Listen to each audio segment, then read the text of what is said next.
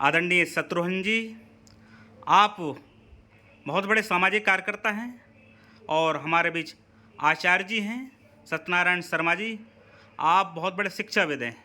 तो आज का हमारा मुद्दा है G20 सम्मेलन। प्रणाम आचार्य जी। नमस्कार शत्रुघ्न जी। आप सबसे पहले शत्रुघ्न जी से G20 सम्मेलन भारत आयोजित कर रहा है, तमाम देशों के प्रतिनिधि राष्ट्राध्यक्ष भारत आ रहे हैं, तो आप क्या कहना चाहेंगे? ये एक विशेष क्षण है और सभी भारतीयों के लिए गौरव का विषय है।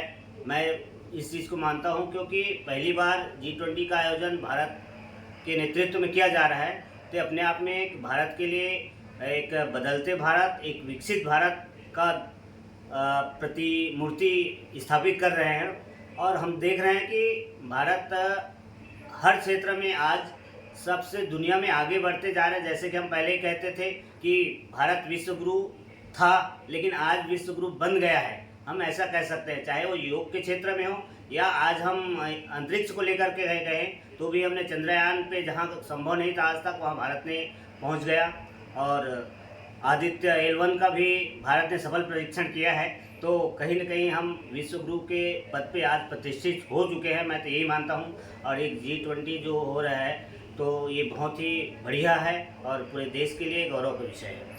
आचार्य जी, आप क्या कहना चाहेंगे? निश्चय ही ज्ञान विज्ञान के क्षेत्र में आज का भारत विश्व गुरु बन चुका है। मैं इस बात का पूरी तरह समर्थन करता हूं, क्योंकि ये विज्ञान का ही क्षेत्र है। जब चंद्रयान की सफलता हमें मिली और सूर्ययान का अभियान भी प्रारंभ कर दिया, तो ये ज्ञान विज्ञान का क्षेत्र है। और भारत अगर नेतृत्व करना चाहता है तो वो ज्ञान विज्ञान के बल पर, अपने सदाचरण के बल पर, अपने श्रेष्ठ आचरण के बल पर विश्व का मार्गदर्शन करना चाहेगा, न कि अपनी ताकत के बल पर किसी को दबा करके या किसी राष्ट्र पर आक्रमण करके अपना प्रभुत्व स्थापित करेगा। कभी नहीं, ऐसा कभी भारत ने नहीं सोचा, कभी किसी दूसरे देश पर आक्रमण नहीं किया। अगर वहां पर हमारे यहाँ से लोग गए हैं, चाहे वो अशोक ने भेजा है अपने पुत्री संघमित्रा और महेंद्र को, तो वे बौद्ध धर्म के अहिंसावादी प्रचारक बन करके वहाँ के लोगों को मोक्ष का, शांति का मार्ग दिखाने के लिए यहाँ से बाहर गए थे। इसी प्रकार बहुत से संत जैसे प्रभुपाद ब्रह्मचारी, जिन्होंने इस्कॉन एक आंदोलन चला दिया, हरे रामा हरे कृष्णा, एक तरह से भक्ति मार्ग की धारा बहा दी। अमेरिका से लेकर यूरोप तक और रसिया में सब जगह आज इस्कॉन टेम्पल मिलते हैं। तो वो कोई तलवार लेकर नहीं गए थे, वो कोई हमला करने वहां नहीं गए थे।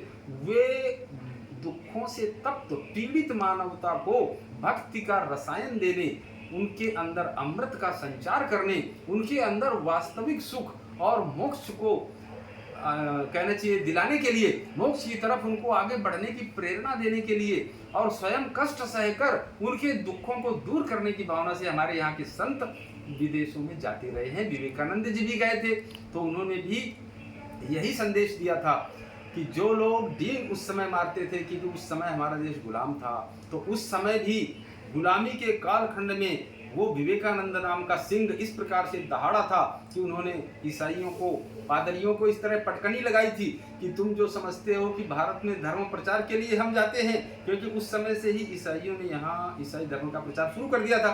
तो उन्होंने ऐसा जवाब दिया था कि उसका जो वहाँ के प्रमुख पोप थे उनको भी उत्तर नहीं आया था। उन्होंने कहा था कि तुम अपने को समझते हो कि धर्म सिखाओगे तुम भारत में जाकर, भूल कर मत सोचना ऐसा। भारत का एक छोटा सा बच्चा भी तुम्हारे यहाँ के पोप और पादरी से ज्यादा धर्म के मर्म को जानता है और भारत की जड़ों में धर्म समाहित है, धर्म प्राण देश है। इसलिए ये गुस्ताखी कभी मत करना। और अगर तुम सोचते हो कि हम धर्म प्रचार के माध्यम से और छल कपट करके वहाँ के लोगों को हिंदू बना लेंगे, तो तुम्हारी पूरी सफलता कभी नहीं मिलेगी। कुछ अंशों में ही तुम सफल हो पाओगे, क्योंकि कुछ लोग ही तुम्हारे बहकावे में आ सकते हैं, बाकी जानते वो भी हैं, लेकिन वो विपन्न है, कमजोर है, गरीब है। इसलिए गरीबी के कारण मजबूरी में वो ईसाइयत अपना सकते हैं। तो तुम ये मत समझ लेना कि तुम उनके गुरु हो गए, तुम कभी गुरु नहीं हो सकते हो। धर्म के क्षेत्र में, ज्ञान के क्षेत्र में और विज्ञान के क्षेत्र में अगर गुरु है तो वो भारत है, था और रहेगा। आचार्य जी, जैसे कि हमने देखा है लगभग 20 देशों के प्रतिनिधि भारत आएंगे और पूरे वर्ष भर पूरे भारत में बैठकें चली हैं, तो कहीं ना कहीं दुनिया का सबसे बड़ा एक प्लेटफॉर्म मैं मान सकता हूँ, क्योंकि इसमें तीन ध्रुव जो जैसे कि रसिया है, अमेरिका है और चीन है, तीनों इसमें आने वाला है। और ऐसा बोलते हैं कि भारत तीनों को एक करेगा। जो वसुदेव कुटुंब का हम भाव रखते हैं कि पूरा दुनिया, पूरी पृथ्वी हमारा परिवार है ना, उस भाव को लेकर हम चलने वाले हैं। लेकिन मैं देख रहा हूँ, एक तो चाइना के प्रेसिडेंट शी जिनपिंग ने भी मना कर दिया, नहीं आ रहा है, पता नहीं क्या वजह है। और दूसरा, रसिया के राष्ट्रपति भी नहीं आ रहे। आखिर कहीं ना कहीं G20 के लिए कहीं ना कहीं भारत के लिए ठीक रहेगा या नहीं, क्योंकि दोनों लोगों की अनुपस्थिति। उनका ना आना उनकी अपनी मजबूरियां हैं, इसमें भारत का कुछ बिगड़ता नहीं है, क्योंकि वो नहीं आ रहे लेकिन अपना प्रतिनिधिमंडल भेज रहे हैं। और वो इसलिए नहीं आ रहे शायद कि कुछ ऐसी गलत बातें या हरकतें उन्होंने कर दी हैं जो नहीं करनी थी। जैसे अब अपने चाइना के नक्शे में अरुणाचल प्रदेश को दिखा दिया, तो अब उनको ये खतरा है कि अगर यहाँ आ गए तो बाइडन तो पूछ ही सकते हैं। भाई मान लो यहाँ भारत सरकार किसी पत्रकार को तो अलाउ नहीं करेगी कि उनसे क्वेश्चन करे कोई शी जिनपिंग से, लेकिन बाइडन को कौन रोकेगा और मोदी जी को कौन रोकेगा? जब कोई बातचीत होगी तो मोदी जी बताएंगे तो भाई ये कि भाई आप क्या करते रहते हो फालतू के काम, अरुणाचल प्रदेश को अपने उसमें दिखा दिया तो क्या आपका हो जाएगा? तो अगर इतना ही कह दिया तो शी जिनपिंग नीचे से ऊपर अपनी आंखें नहीं उठा पाएंगे, आंखों में आंख मिलाकर बात नहीं कर पाएंगे। इस बात का डर उन्हें सता रहा है, इसलिए वो यहाँ नहीं आ रहे। यानी उनके न आने से भारत की गरिमा बढ़ी है, भारत और गौरवान्वित हुआ है, क्योंकि वो अपनी छल कपट पूर्ण नीतियों के कारण, प्रश्नों का जवाब देने से डरने के कारण यहाँ नहीं आ रहे हैं। उनकी कोई बहादुरी नहीं है इसमें आने में, कायरता है, क्योंकि बाइडन आ रहे हैं। तो भाई बाइडन से ज्यादा बड़ी अर्थव्यवस्था भी चीन की नहीं है, ये सभी जानते हैं। तो जब बाइडन आ सकते हैं जो कि शीर्ष की अर्थव्यवस्था है, तो अगर ये नहीं आते तो कोई फर्क नहीं पड़ता। रही बात पुतिन साहब की, तो पुतिन साहब जो नहीं आ रहे हैं उनके अंदर कोई दुर्भावना नहीं है, भारत के साथ बिल्कुल तालमेल से वो आगे बढ़ना चाहते हैं। और पहले भी कहीं ना कहीं आचार्य जी बीच में टोकना चाहता हूँ कि भारत अमेरिका के काफ़ी करीब गया है ना, ऐसा देखा जाता है, ऐसा भी कहा भी जा रहा है दुनिया में कि भारत अमेरिका के काफ़ी करीब हो गया है। तो कहीं ना कहीं रसिया को इसका कहीं ना कहीं बुरा लगता हो, चाइना को बुरा लगता हो, तो थोड़ा कहीं ना कहीं जो भारत के उनके साथ रिश्ते हैं थोड़ा नरम रुख अपना रहे हो, थोड़ा हल्का रुख अपना रहे हो। किसको भी बुरा लगता हो, लेकिन देखिए सच्चाई ये है कि अमेरिका एक लोकतांत्रिक देश है और रसिया और चाइना की अपेक्षा भारतवंशी, लेकिन भारत का जो सबसे विश्वसनीय मित्र है वो हमेशा रसिया रहा है और आने वाले भविष्य में भी रहेगा, इसमें कोई डाउट नहीं है, उस पर्पज को ध्यान में देते हुए। तो रसिया से कभी अपना संबंध भारत अपनी तरफ से खराब नहीं करेगा। और अब तक का उदाहरण है इस बात का कि यूक्रेन से युद्ध के समय भी कहीं कहीं रसिया कन्फ्यूज तो नहीं है कि भारत हमसे भी वो सारे रिश्ते निभा रहा है और अमेरिका के काफ़ी करीब चला गया है, जैसे कि पहले नहीं था। हमारे पहले प्रधानमंत्री है ना, नेहरू जी के टाइम से हमने देखा कि भारत हमेशा रसिया के करीब रहा, लेकिन अमेरिका के इतने करीब नहीं रहा। तो कहीं ना कहीं पहली बार भारत दुनिया में हो रहा है, दुनिया भी भारत को देख रही है कि भारत रसिया के साथ भी बहुत अच्छे रिश्ते निभा रहा है और अमेरिका के साथ भी वैसे रिश्ता निभा रहा है। उसका कारण ये नहीं था कि भारत पहले सबके साथ बराबर नहीं निभा पा रहा था, उसका कारण ये था कि हमारा जो नेतृत्व था उस समय वो केवल अपनी महत्वाकांक्षा में कोई भी निर्णय लेकर उसके अनुसार काम करता था। तो नेहरू जी केवल विश्व लीडर बनने का उनका स्वप्न था। राष्ट्र ये गुट निरपेक्षता की नीति नेहरू जी ने स्थापित की। इस चीज़ को ठीक है, हम उनको कई बार हम उनको गलत बोल सकते हैं, कहीं ना कहीं नेहरू जी के विचार थे उस समय, वो नहीं निभा पाए थे, लेकिन उन विचारों को हम निभा रहे हैं। ये बात सही है जो आप कह रहे हो। जैसे बड़े उद्योगों को बढ़ावा देने का काम नेहरू जी ने गांधी जी के विरोध के बाद भी किया था।